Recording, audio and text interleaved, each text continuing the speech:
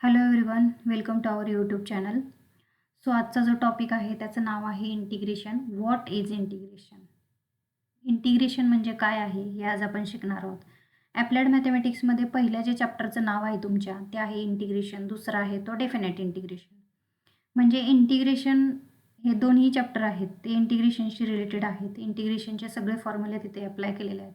पण तुम्हाला ते इंटिग्रेशन म्हणजे काय हे माहिती असणं अगोदर गरजेचं आहे. त्याच्याशिवाय तुम्हाला त्या पुढे जाता येणार नाही किंवा तुम्हाला कळणार नाही की आपण का करतोय आणि कशासाठी करतोय.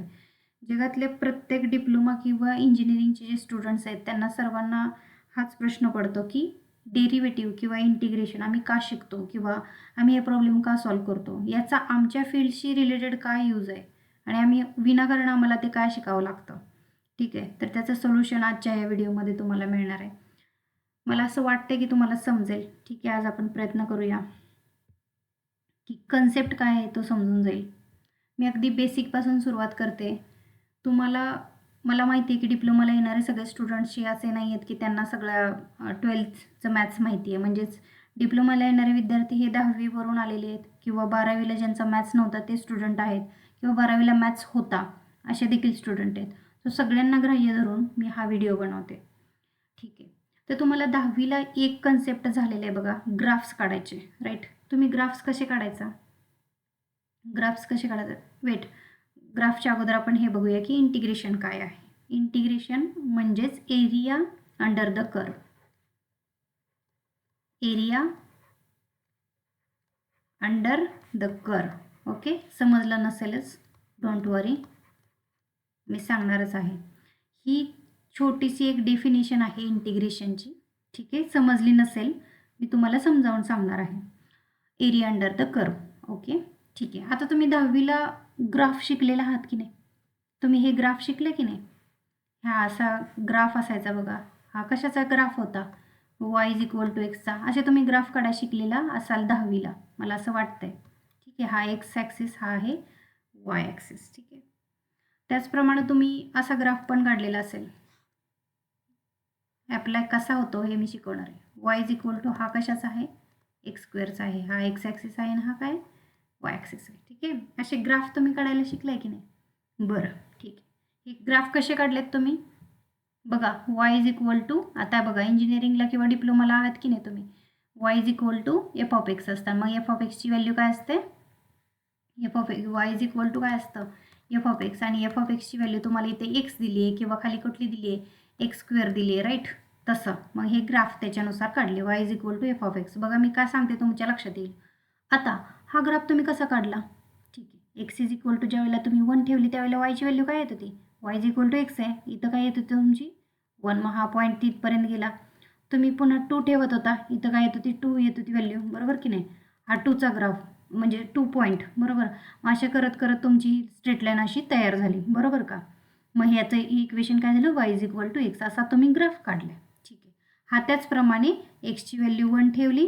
अरे, एक्सची व्हॅल्यू 1 ठेवली तर वायची काय येते? एक्स स्क्वेअर ना. एक्स स्क्वेअर किती येतो? 1च येतो, बरोबर. असा तुम्ही हा ग्राफ पॉईंट जॉईन करत करत हे काय काढलाय? असा कर्व काढला, बरोबर. इथंपर्यंत तुम्हाला हे माहिती आहे कन्सेप्ट. हा फंक्शन आहे y is equal to f of x. F of x हे फंक्शन असतं. हे फंक्शनची व्हॅल्यू काय दिली? एक्स दिली किंवा एक्स स्क्वेअर दिली. ठीक आहे, इथपर्यंत हे तुम्हाला समजलेलं होतं. ओके, हे असं मी गृहीत धरून चालते. ठीक आहे, आता तुम्हाला हे पण माहिती आहे बघा, ट्रायंगल माहिती आहे. हा असा ट्रायंगल असतो. ट्रायंगल कोणते? हा काटकोन त्रिकोण किंवा ट्रायंगल आहे की नाही? त्याचप्रमाणे तुम्हाला स्क्वेअर माहिती आहे. मी का सांगते हे तुमच्या लक्षात येईल पुढे जाऊन, फक्त लक्ष द्या. हा काय आहे? रेक्टँगल, यालाच मराठीत आपण काय म्हणतो? आयत म्हणतो, राईट. सो याचं तुम्हाला एरिया विचारला म्हणजेच मराठीत काय म्हणतो आपण? आकारमान, right, if I am not wrong. हा आकारमान आहे, हा ट्रायंगल आहे, बरं. याचं हे जे आहे एरिया विचारला मधला, आहे की नाही? हा एरिया विचारला, तुम्हाला काढता येतो की नाही? बरोबर, तुम्ही 10वीपर्यंत काय शिकलाय? एरिया काढायला शिकलाय की नाही? एरिया फाइंड आउट करायला शिकलाय की नाही? का क्षेत्रफळ म्हणतात मराठीत एरिया म्हणजे? हां, ठीक आहे, जाऊ द्या. एरिया विचारलाय, बरोबर. हा एरिया आहे. तर ही काय आहे खालची? हे ब्रेडथ आहे. हे काय आहे? हाईट आहे. याचप्रमाणे इथं काय आहे? ही ब्रेडथ आहे. हे काय आहे? हाईट आहे. इथं पण ही ब्रेडथ आहे. हे काय? हाईट आहे. एरिया कसा फाइंड आउट केला आहे ट्रायंगलचा? ट्रायंगलचा एरिया काय आहे? BH divided by 2. त्याचप्रमाणे इथं काय आहे? BH आणि इथं काय आहे? अगेन BH आहे. एरिया तुम्हाला माहिती आहे, हा ट्रायंगलचा एरिया आहे. हा तुम्ही काढू शकत होता. याचा पण एरिया तुम्ही फाइंड आउट करू शकत होता. याचा काय होता? हाईट इंटू ब्रेड्थ म्हणजेच काय? BH होता फक्त, बरोबर का नाही? हा तुम्ही एरिया फाइंड आउट करू शकत होता. हा एरिया तुम्ही फाइंड आउट करू शकता. हळूहळू आपण इंटिग्रेशनकडे चाललो आहे. तुमच्या लक्षात येते की नाही बघा. एरिया अंडर द कर्व आपण शिकणार आहोत, पण हे एरिया तुम्हाला फाइंड आउट करता येते का? कारण तुम्हाला फॉर्म्युले माहिती होते. ठीक आहे, हे फॉर्म्युले काय होते तुम्हाला माहिती होते. पण जर तुम्हाला फॉर्म्युले माहितीच नसतील तर तुम्ही एरिया कसा फाइंड आउट काढणार आहे?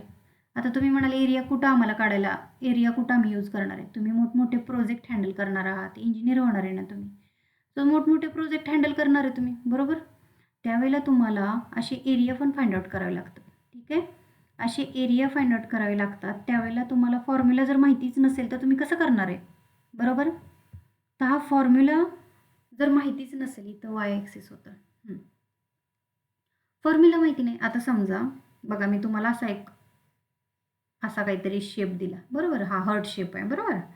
त्याचप्रमाणे मी तुम्हाला असं काहीतरी असा शेप दिला आणि म्हटलं की हा जो एरिया आहे मला हा एरिया फाइंड आउट करा, बरोबर? किंवा मोठा असा काहीतरी प्रोजेक्ट आहे, समजा असा डोंगर आहे, हे असा काहीतरी डोंगर आहे आणि तुम्हाला विचारलं की याचा एरिया हा जो आहे याचा एरिया फाइंड आउट करायचा आहे, तर तुम्ही कसं करणार आहे, बरोबर?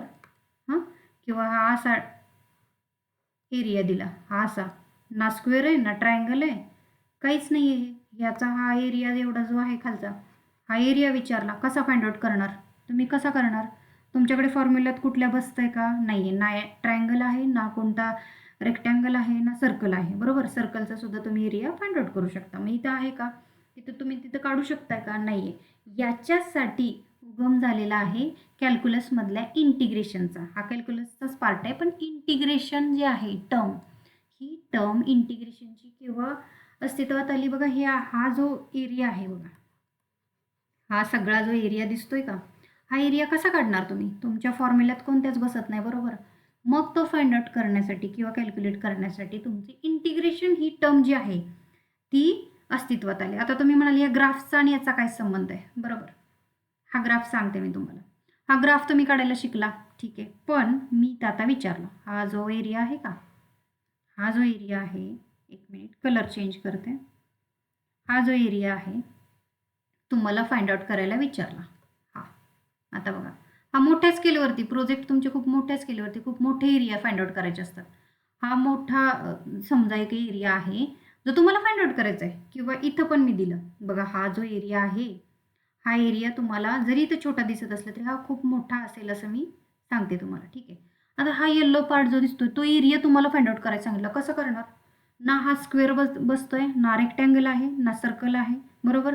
हा शेप असा आहे की त्याचा फॉर्म्युल्यात बसतच नाही आहे, तुम्ही कसा फाइंड आउट करणार, बरोबर? याच्यासाठी जो एरिया अंडर द कर्व, म्हणजेच हा जो एरिया आहे का येल्लो कलरचा एरिया अंडर द कर्व, हा एरिया फाइंड आउट करण्यासाठी इंटिग्रेशन ही टर्म अस्तित्वात आली. बघा, इतके इझिली आपण फाइंड आउट करू शकतो. मी तुम्हाला दाखवते पुढे. हा एरिया अंडर द कर्व आहे बघा, येल्लो इकडे दिसतोय, y = x स्क्वेअरचा. हा जो एरिया आहे तो एरिया अंडर द कर्व आहे आणि जो आपण इंटिग्रेशनच्या माध्यमातून फाइंड आउट करणार आहे. अजूनही बरेच मेथड आहेत ज्याच्याकडून आपण फाइंड आउट करू शकतो, पण असे कॉम्प्लिकेटेड ज्या वेळेला शेप असतात किंवा असे इन्फायनाईट एरिया, म्हणजे एरिया इतका असेल की तुम्ही काउंटच नाही करू शकत, अशा एरियामध्ये आपण इंटिग्रेशनची टर्म किंवा इंटिग्रेशन हा कन्सेप्ट यूज करतो. ठीक आहे, एरिया अंडर द कर्व समजलं तुम्हाला. आणि इंटिग्रेशन कुठे यूज करतो? तर जिथे तुम्ही एखादा शेप आहे जो वियर्ड शेप आहे, ज्याला काही नीट शेपच नाही आहे, तर त्याचा तुम्ही फॉर्म्युला यूज करू शकत नाही, अशा ठिकाणी तुम्ही इंटिग्रेशन यूज करणार आहात. ॲटलिस्ट तेवढं तरी समजलं. त्याच्या पुढे मी सांगते इंटिग्रेशन कसं यूज करणार आहोत, काय आहे इंटिग्रेशन, कसं लिहायचं असतं, रीड कसं करायचं असतं, हे मी सगळं सांगते. अगोदर हे समजावून घ्या, केव्हा वापरायचं, कुठे वापरायचं हे तरी समजलं असेल. ठीक आहे, एरिया अंडर द कर्व जो याला लिहिले की नाही, इथे आपण काय करणार आहोत, इंटिग्रेशनचा यूज करून तो एरिया फाइंड आउट करणार आहोत. ठीक आहे, ट्रायंगल दिला असता तर तुम्ही डायरेक्ट एरियाचा काय केलं असतं, फॉर्म्युला यूज केला असता आणि काय केलं असतं मग लगेच तुम्ही फाइंड आउट केलं असतं. बघा एखादा ट्रायंगल शेपमध्ये जर एखादा डोंगर असेल बरोबर, तर तुम्ही लगेच त्याचा फाइंड आउट करू शकता. कसं? कारण तुम्हाला ट्रायंगलचा एरियाचा फॉर्म्युला माहिती आहे, तुम्ही फाइंड आउट करू शकता. पण अशा ठिकाणी आपण काय करणार आहोत, इंटिग्रेशनचा यूज करणार आहोत.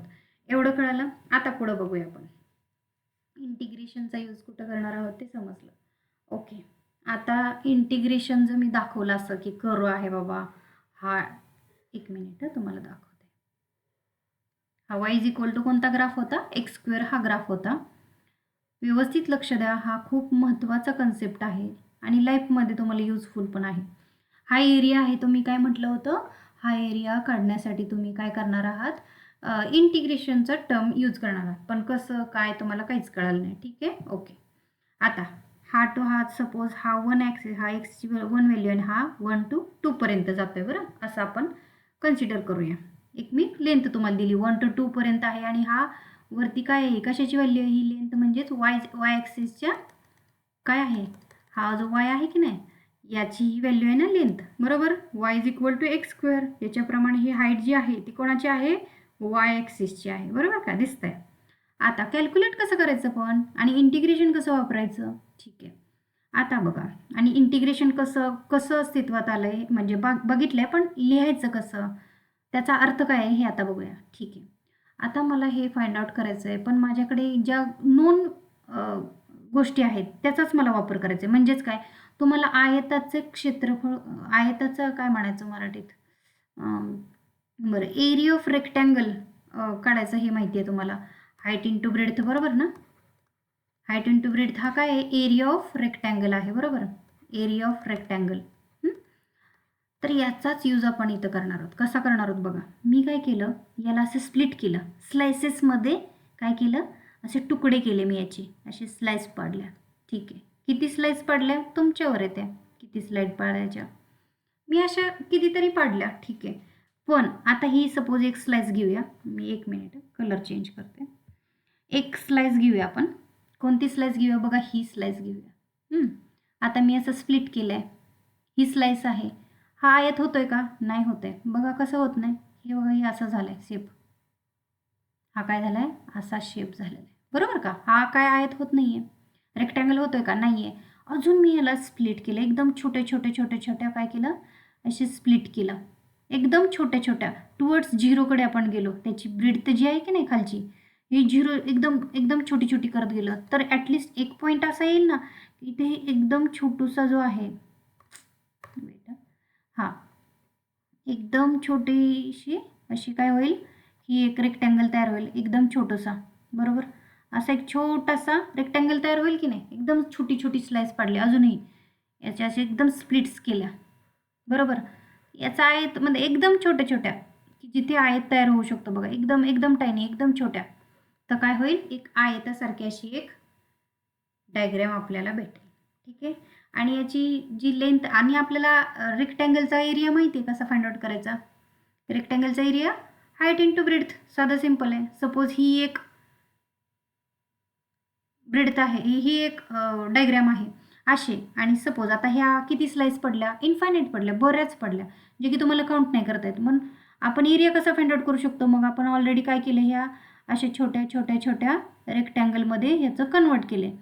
ही रेक्टँगल प्लस हा रेक्टँगल प्लस असे इतके सगळे जेवढे रेक्टँगल या डायग्राममध्ये पडले तेवढ्या सगळ्यांची जर मी ॲडिशन केली तर हा अख्खा पूर्ण एरिया सापडेल की नाही मला, बरोबर. हा सगळा काय होईल, एरिया सगळा मला फाइंड आउट करता येईल, बरोबर. मग हा एरिया फाइंड आउट करण्यासाठी मला ह्या सगळ्यांची काय करावी लागते, ॲडिशन. पण मी अशी डायरेक्टली करू शकते का, खूप सारे रेक्टँगल आहेत जिथे मी ॲडिशन डायरेक्टली नाही करू शकत आहे, बरोबर. मग हा छोटासा जो आहे त्याला मी याची जी लेंथ आहे ती DX म्हटलं, आणि हा जो आहे तो f(x) आहे. का f(x) आहे, कारण हा y आहे ना, बरोबर का. y is equal to f(x), y is equal to x square, length जी आहे ती y ची आहे, बरोबर. मग ही f(x1) म्हणूया, f(x2) म्हणूया, ही DX आहे. जी लेंथ जी आहे ती सगळ्यांची सेमच राहणार आहे की नाही, तुम्ही समान स्प्लिटमध्ये डिवाइड केले म्हणून हा DX, हा दुसरा DX, हा DX म्हणजे काय, ब्रेड्थ आहे, छोटीशी याची लेंथ आहे बघा, त्यालाच मी DX टुवर्ड्स झिरोकडे गेलेलं आहे म्हणून याला DX म्हटलेलं आहे. हा छोटी DX, हे छोटं DX, या सगळ्यांचे f(x1), f(xn), बरोबर. अशा सगळ्या जे काही रेक्टँगल पडलेले आहेत त्या सगळ्यांची जर ॲडिशन केली तर मला हा अख्खा एरिया सापडणार आहे की नाही, बरोबर. तर मग हा मी कसा मांडणार आहे बघा, समेशन, याला काय बोलायचं, summation F of X I into d x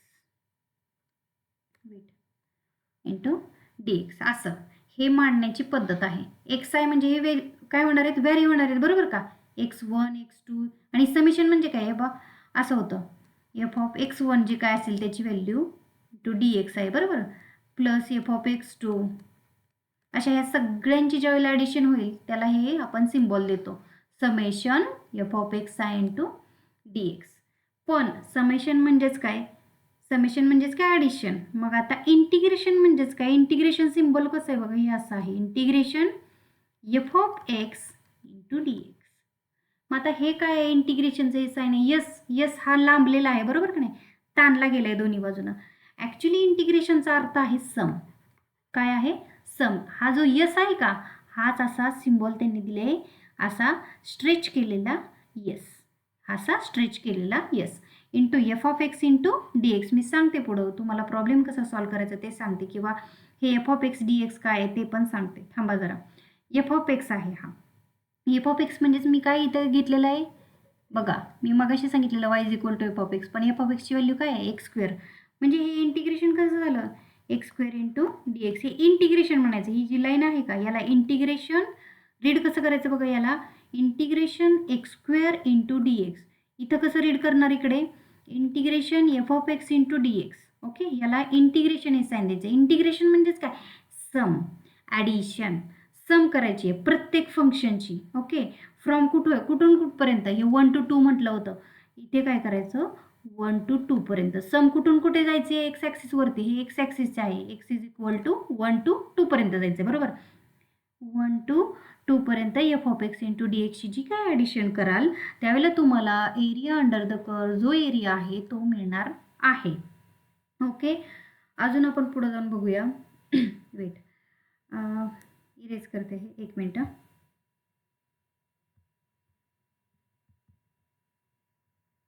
हे काय आहे, area under the curve find out करण्यासाठी आपण काय केलं, हे स्प्लिट करून रेक्टँगलमध्ये कन्वर्ट करून आपण काय केलं, त्यांची एरिया ऑफ रेक्टँगल यूज करून आपण त्यांची ॲडिशन केली. आणि ही ॲडिशन कोणत्या फॉर्ममध्ये मांडली आपण, समेशनच्या फॉर्ममध्ये. समेशन म्हणजेच काय असतं तर इंटिग्रेशन असतं. ठीक आहे, तर आपण इंटिग्रेशन हेच कसं मांडलं बघा, हेच एक्झाम्पल कसं मांडलं, integration of f of x into d x. मग एफ ऑफ एक्स काही असू शकतं, म्हणजे एक्स स्क्वेअर असू शकतं, y is equal to x म्हणजे एक्स इंटू डी एक्स असू शकतं. ओके, आता इथंपर्यंत समजलं, हे मांडायचं कसं, रीड कसं करायचं हे समजलं असेल. याला आय डिनोट करतात, आय म्हणजेच integration integral I is equal to integration of f of x into d x. Okay, ही आहे इंटिग्रेशनचा फॉर्म. हा काय आहे, इंटिग्रेशनचा फॉर्म. आपण काय यूज केलं, कारण असे वेगवेगळे शेप असतात जिथे आपण त्याचा एरिया फाइंड आउट करू शकत नाही. तो एरिया फाइंड आउट करण्यासाठी आपण इंटिग्रेशन या टर्मचा यूज करतो. याच्यामध्ये आपण काय करतो, जो एरिया दिला आहे त्याला इतक्या फाईन स्लायसेसमध्ये कन्वर्ट करतो की त्याचं रूपांतर कशामध्ये होतं आहे, एका रेक्टँगलमध्ये होते. आणि ऑलरेडी आपल्याला रेक्टँगलचा काय माहिती आहे, एरिया माहिती आहे. प्रत्येक रेक्टँगलचा एरिया फाइंड आउट करायला पण आपल्याला टाईम लागणार आहे. मग हा टाईम वाचवण्यासाठी आपण काय करतो, किंवा हे कॅल्क्युलेशन आपण कशामध्ये करतो, या फॉर्ममध्ये बसवतो आणि आपण direct area under the curve जो आहे तो फाइंड आउट करतो. आणि यालाच आपण काय म्हणतो, इंटिग्रेशन. अशा कोणताही जगातला शेप दिला तरी आता तुम्हाला अवघड नाही आहे त्याचा एरिया फाइंड आउट करण्यासाठी, कारण तुम्हाला ऑलरेडी इंटिग्रेशन माहितीच आहे.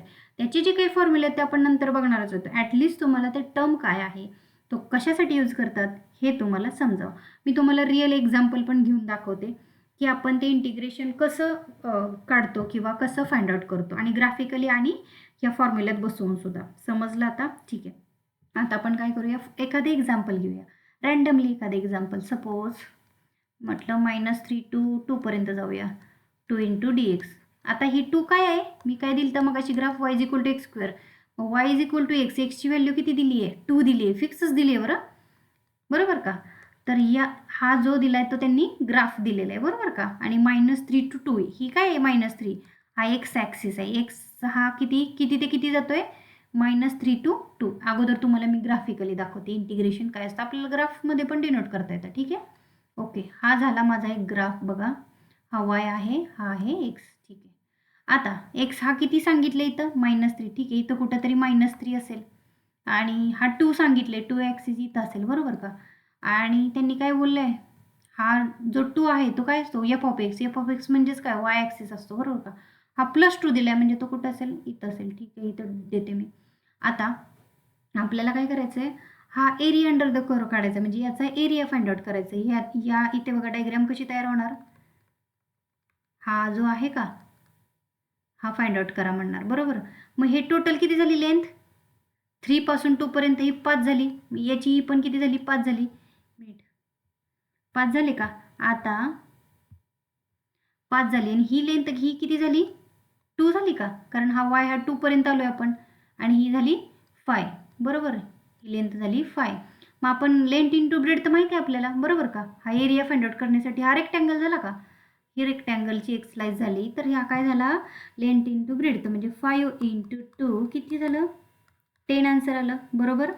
हे किती आलं, एरिया अंडर द कर्व हा 10 झाला. हा एरिया किती आहे तुम्ही फाइंड आउट केला. परंतु आता मला इंटिग्रेशन डायरेक्ट फाइंड आउट करायचं. चला आय इज इक्वल टू कसा फाइंड आउट करायचा. आता मी याचा फॉर्म्युला आता सांगत नाही आहे, तुम्हाला नंतरच्या व्हिडिओजमध्ये कळून जाईल, पण मी आता सोडवून दाखवते. ठीक आहे, 2 हा कॉन्स्टंट आहे, इंटिग्रेशन ऑफ -3 to 2 dx. ठीक आहे, मी सोडवते, तुम्हाला काय हे नंतरच्या व्हिडिओमध्ये कळणार आहे. इंटिग्रेशन याचं असतं एक्स, हा -3 to 2 जातो. मी कॅल्क्युलेट करते बघा.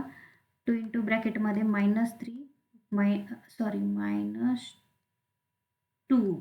आहे इथं, सॉरी +2 2 पासून, कारण इथं बघा 2 ही मोठी टर्म आहे. 2 मधून हा मायनस होतो ना, हा जो 5 आहे की नाही, हा 2 मधून हा -3, हा एरिया पॉझिटिव्ह म्हणजे मोठी टर्म कोणती असणार आहे, वरची असणार आहे 2, बरोबर का नाही. -3 कडून 2 कडे जाते, म्हणजे 2 मधून मायनस किती करायचे, -3 हे असं. तर याचा आन्सर किती येते बघा, 5 आलं का, म्हणजेच हा 10. बघा इंटिग्रेशनने पण तुम्ही तेच व्हॅल्यू काढू शकता जी ग्राफिकली काढू शकता. आलं लक्षात. म्हणून इंटिग्रेशन हे काय आहे, पण इझी आहे इंटिग्रेशन. हा ग्राफिकली खूप अवघड आहे, तुमच्याकडे खूप मोठे असे ग्राफ असू शकतात त्यावेळेला, किंवा इथं बाउंड्रीज नाही दिली बघा.